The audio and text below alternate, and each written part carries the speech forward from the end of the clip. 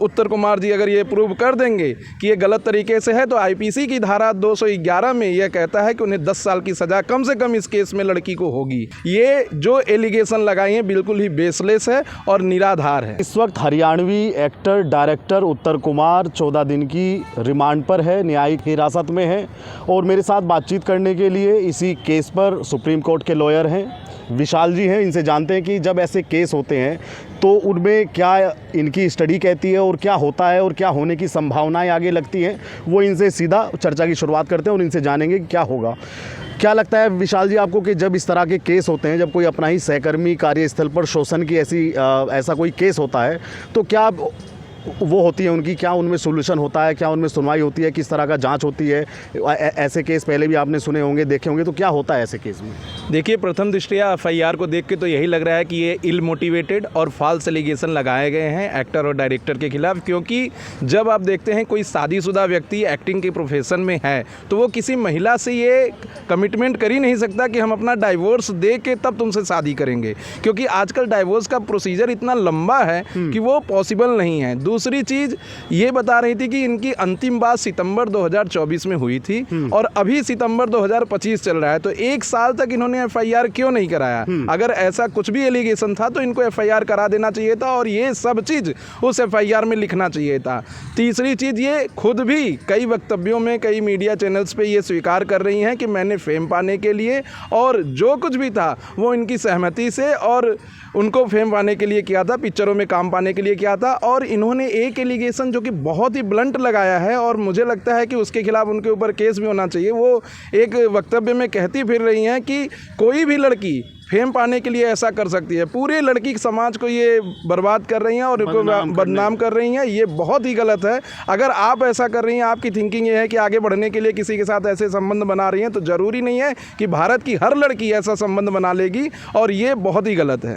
अब आगे आपको क्या लगता है कि किस तरह केस की सुनवाई होगी, किस पक्ष में रहेगा, या अदालत क्या करेगी आगे का प्रोसीजर? अगर वो अपने आरोपों को साबित कर पाने में कितनी सक्षम होती है, उसके आधार पर भी फैसला होना है। देखिए, अभी जब मैं एफआईआर पढ़ रहा था तो देख रहा था कि इसमें जो धाराएं लगी हैं, एक बस रेप का धारा जो है वो थोड़ा सा सीरियस ऑफेंस का लगा हुआ है, बाकी सभी धाराएं बहुत ही नॉर्मल हैं। और इन सब धाराओं में सबसे पहले तो प्रोसिक्यूटर्स को ये प्रूव करना होगा कि उनको कब और किस तरीके से बिना उनके कंसेंट के या कंसेंट के उनके साथ क्या हैरेसमेंट हुआ है। दूसरी चीज, हमारा कानून यह भी कहता है कि सेक्शन 211 आईपीसी का कि अगर आप इल मोटिवेटेड होकर किसी को फॉल्स एलिगेशन लगाते हैं और वह सिद्ध करने में सामने वाला हो जाता है कि इन्होंने फॉल्स एलिगेशन लगाया है, तो आपको भी 10 साल की जेल हो सकती है। तो अगर अभी भी समय है उनके पास, अगर उन्होंने ये गलत किया है, अगर गलती से ये कमिटमेंट एफआईआर लॉन्च कराया या किसी के चढ़ावे में आके बहकावे में आके एफआईआर कराया है, तो इस एफआईआर को वापस ले लें। नहीं लेने पर अगर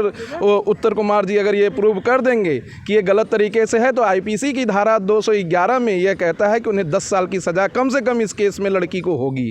जो आरोप लगाता है, अगर उसके आरोप फाल्स पाए जाते हैं तो उसी के खिलाफ में सज़ा, और उसके खिलाफ में मतलब ये कानून की प्रक्रिया। देखिए, पहले होता था जब कानून नहीं बने थे, आईपीसी नहीं बना था, तो पहले ऐसे बहुत सारे फाल्स एफआईआर रजिस्टर्ड हो जाते थे लोगों के खिलाफ और उनको जो है ज़बरदस्ती जेल में डाल दिया जाता था और वो कहीं जा नहीं पाते थे।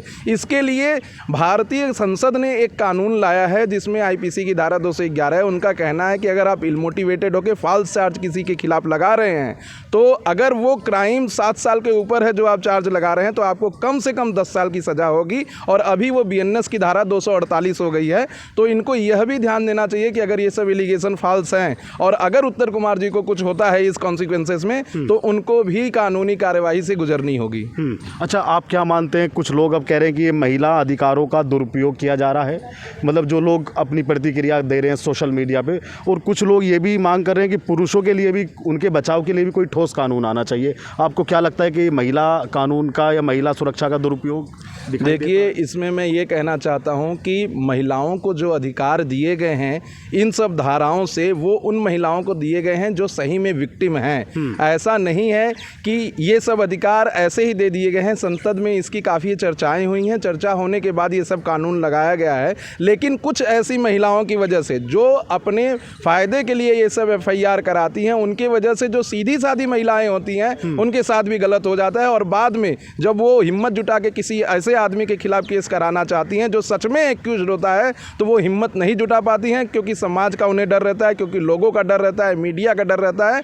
तो ऐसे फाल्स एलिगेशन लगाकर और ऐसे लड़कियों को बदनाम करना बंद करें। ऐसे नहीं करना चाहिए इनको। ये जो एलिगेशन लगाई हैं बिल्कुल ही बेसलेस है और निराधार है। क्या लगता है आपको कि 14 दिन बाद इसमें अब सुनवाई होगी, तो उसके बाद में अगर मामला किस तरह होगा, जज साहब सुनेंगे तो उत्तर कुमार के पक्ष को भी सुना जाएगा और जो विक्टिम है उसके भी पक्ष को सुना जाएगा। तो विक्टिम को 3 जो आरोप लगे हैं, एक तो SC ST का, उसको किस तरह प्रूव किया जाता है, क्योंकि अब बंद कमरे का प्रावधान वो ख़त्म कर दिया गया कि बंद कमरे का नहीं माना जाएगा, उसके लिए एक सबूत भी, एक गवाह भी होना चाहिए। तो अगर ये प्रूव नहीं हो पाया तो इसके उसमें क्या? देखिए, माननीय उच्चतम न्यायालय में रिसेंटली एक जजमेंट पास किया है। उस जजमेंट के द्वारा यह कहा गया है कि अगर 2 व्यक्ति के बीच कोई कन्वर्सेशन होता है और वो तीसरा व्यक्ति नहीं सुनता है या तीसरे व्यक्ति तक वो कन्वर्सेशन नहीं जाता है, तो आप किसी भी पुलिस थाने में जाकर या किसी भी कोर्ट में जाकर ये नहीं कह सकते कि आपने SC ST एक्ट की गाली दी है या SC ST एक्ट का एक्ट आपके ऊपर हुआ है। तो माननीय उच्चतम न्यायालय ने और माननीय उच्चतम न्यायालय ने BR गवई साहब की खंडपीठ ने ऐसा आदेश पास कर दिया है, जिससे कई ज़्यादा आउटरेज भी हुआ था। लेकिन अभी ये पोजीशन बिल्कुल क्लियर है। अगर ये कह रही हैं कि इनके ऊपर section 3, section 4 SC ST act का वायलेशन हुआ है, इनके ऊपर ऐसे केसेस हुए हैं या इनको जाति सूचक शब्द बोले गए हैं, तो इनको प्रूव करना पड़ेगा, जो कि बहुत ही मुश्किल है, क्योंकि अभी तक कोई ऐसा एविडेंस, डॉक्यूमेंट्री एविडेंस और या तो टेलीफोनिक कॉल, ऐसे कुछ भी नहीं आए हैं जिससे ये सिद्ध हो कि ऐसा इनके खिलाफ किया गया है। और काफ़ी महिलाएं सड़कों पर उतर गई हैं उत्तर कुमार जी के फेवर में। तो ऐसा लगता है कि ये पूरे बेसलेस केस है और जल्द ही मुझे लगता है ये कि अपनी FIR भी वापस ले लेंगी, क्योंकि इनको भी पता कहीं ना कहीं से चल गया होगा कि फाल्स केस करने पे इनको भी जेल हो सकती है। अच्छा, मैं एक बात और कहना चाहता हूँ। कल उत्तर कुमार की जो फैमिली थी उनका कहना था कि मुख्यमंत्री के आवास पर जाकर आत्मदाह का प्रयास किया गया, इसलिए ये केस जल्दी इसमें सुनवाई हुई। तो आपको क्या लगता है कि ये आत्मदाह के दबाव में केस है, क्योंकि केस तो 2-2.5 महीने पहले FIR किया था, उसमें कोई सुनवाई नहीं हुई। तो आपको क्या लगता है कि एक दबाव के कारण ये? देखिए, FIR रजिस्टर्ड हुई थी 18 जुलाई को, और 18 जुलाई को FIR रजिस्टर्ड होने के बाद ऐसे केसेस में जहां कंसेंसुअल रिलेशनशिप बनते हैं तो दोनों पार्टी के स्टेटमेंट को रिकॉर्ड किए जाते हैं। अच्छा। जरूरी नहीं है कि इन सब केसेस में तुरंत गिरफ्तारी हो। इसका एक और उदाहरण मैं आपको देना चाहता हूं जो आजकल समाज में बहुत चल रहा है, लिव इन रिलेशनशिप। जब 2 मेजर आपस में कंसेंट देकर एक साथ रह रहे हैं तो उसको अब सेक्शन 69 BNS में अब जोड़ दिया गया, उसमें मैक्सिमम पनिशमेंट 10 साल की है। और ऐसे केसेस में तुरंत गिरफ्तारी नहीं होती है, दोनों पक्षों का स्टेटमेंट रिकॉर्ड किया जाता है और ऐसा लगता है कि कोई फोर्सफुल एक्टिविटी की गई हो, उनसे मारपीट किया गया हो या उनके कंसेंट के बिना अगर रिलेशनशिप बनाए गए हों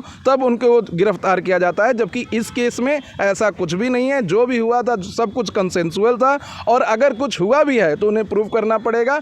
दूसरी चीज़ जो वो कह रहे हैं कि हम आत्मदाह का प्रयास किए तब जाके ये कानूनी कार्रवाई हुई, उस पर मैं कहना चाहता हूँ कि आप 1 साल से कहाँ थी?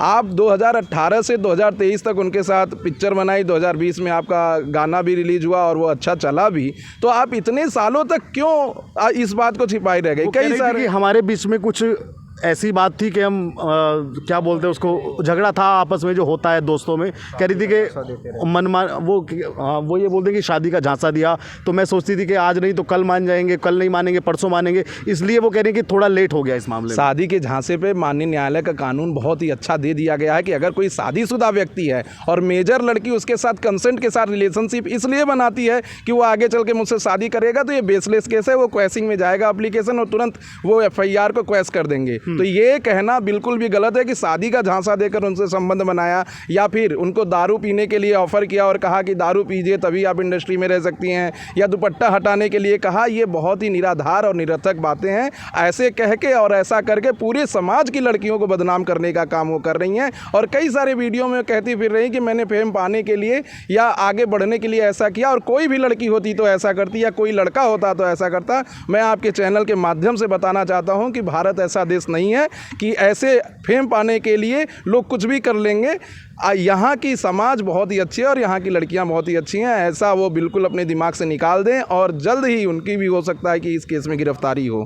धन्यवाद। तो ये बातें आपने सुनी, आप भी ज़रूर अपनी राय रखिएगा। क्या लगता है आपको कि उत्तर कुमार के केस में अब क्या होगा? इसी और उत्तर कुमार से जुड़ी अपडेट जानने के लिए ट्रू भारत के साथ में बने रहिएगा। धन्यवाद।